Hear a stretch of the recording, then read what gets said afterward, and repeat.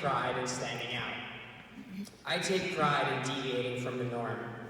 As newly inducted members of the National Honor Society, whether you know it or not, you too take pride in being different. You take pride in standing out. You take pride in deviating from the norm. You take tremendous pride in allowing those whose days are normally overcast by gray clouds to experience clear skies. Remember this throughout the rest of this speech, and remember this throughout the rest of your lives. Like I said, being unique is important to me, and being unique is important in adding value to other people. It makes you memorable. It makes you remarkable. So rather than simply thanking the people who brought me here today, I would like to start with a short poem. To begin this short speech, I'd first have to say, my wonderful parents are the ones who have made me this way. Grandma and my big bro Ad. Family is everything, and with mine I could not be more glad. The next people I must thank in this non-musical song are Mrs. Epesos and the one and only Principal Strong.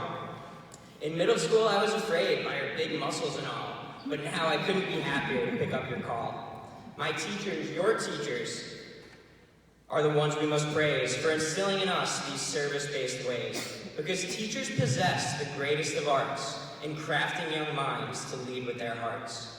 It's hard not to mention the people in the crowd, your parents, your siblings, your friends, so let's cheer for them loud.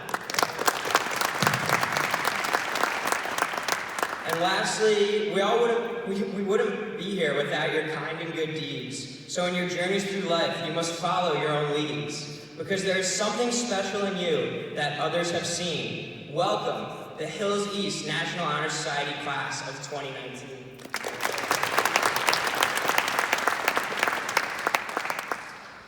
September 20th, 2001.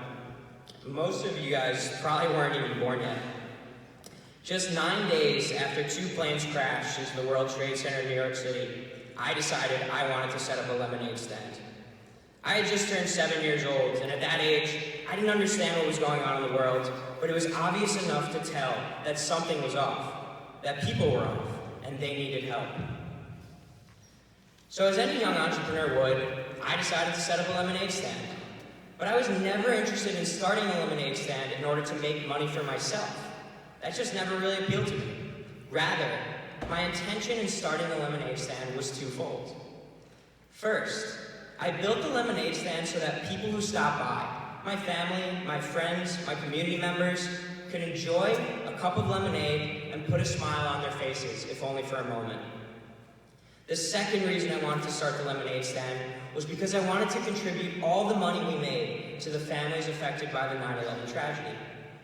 My friends and our families set up shop on the corner of Trescott and Straight Path, right by Pominock, and we raised hundreds of dollars for 9/11 care and relief. Service is impact.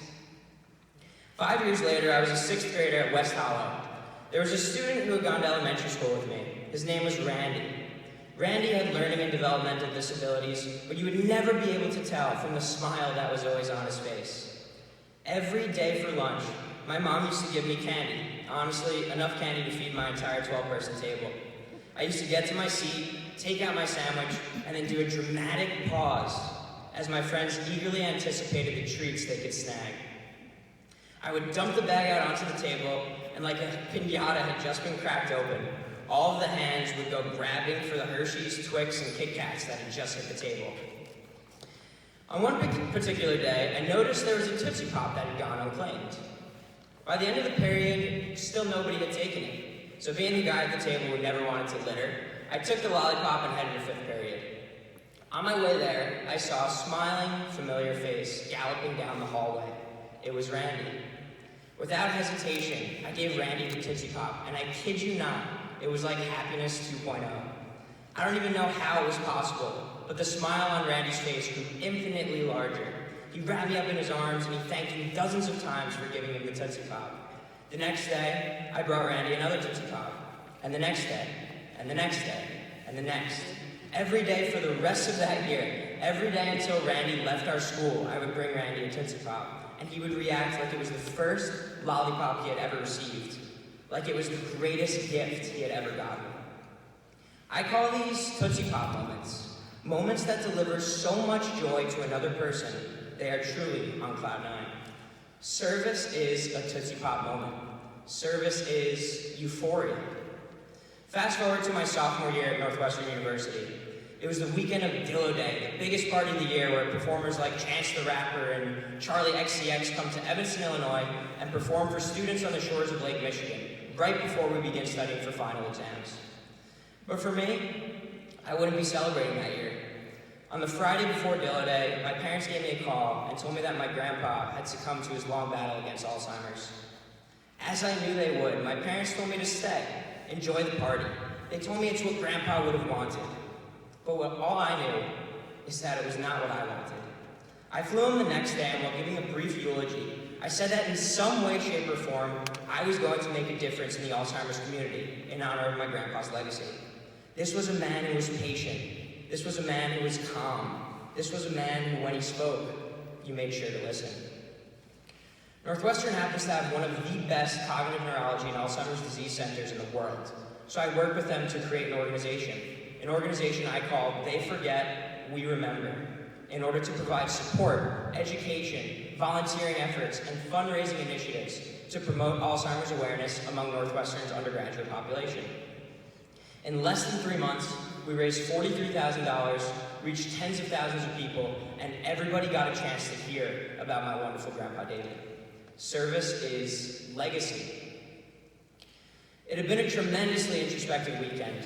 I had just finished reading Mitch Albom's The Next Person You Meet in Heaven, and I just found out an acquaintance of mine had passed away. I trekked down to Alphabet City from Midtown to spend the day at a friend's apartment, and after watching football, slow roasting a pork shoulder, and talking nonsensical guy stuff on a Sunday evening, we began to speak about life. We began to speak about death. I got in an Uber to head uptown, and I solemnly stared out the window at the East River. Normally, I'm a positive, upbeat, and curious person, but after tonight's conversation, I was eager to just sit in the backseat, reflect, and let the thoughts of the day simmer in my mind. However, my driver and I passed a dock with multiple boats, and the name of one boat really jumped out at me. The boat was called Cloud Nine. Breaking the silence in the Uber, I asked the driver, "When have you felt like you were on Cloud Nine?" He responded by talking about a childhood memory, his friends, his wife, his children, his grandchildren, his parents, his job, and giving back to organizations in his home country who needed money more than he did. He mentioned how some of these experiences may not have given him a Cloud Nine feeling had he made a different decision in the moment.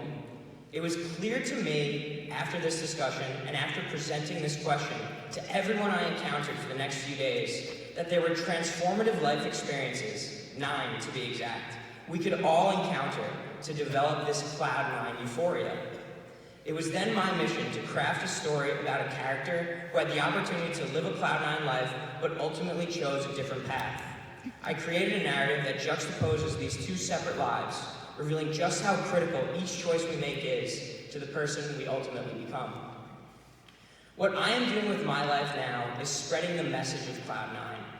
Through the book I am working on, through working with people one-on-one, and through telling stories to people like you all, I am making it my mission to guide people to discover their Cloud Nine lives by exploring their true passions and purpose.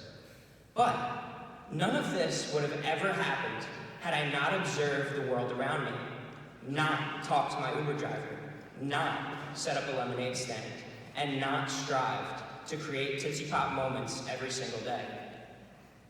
None of this would have happened had I not been genuinely interested in learning about others. None of this would have happened had I not been curious. Service is curiosity. Curiosity, euphoria, impact, legacy. Continue asking questions. Continue your pursuit to make other people happy.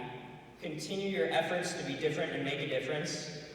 Continue adding value to others without expecting anything in return, and your deeds will never be forgotten. Thank you, and congratulations.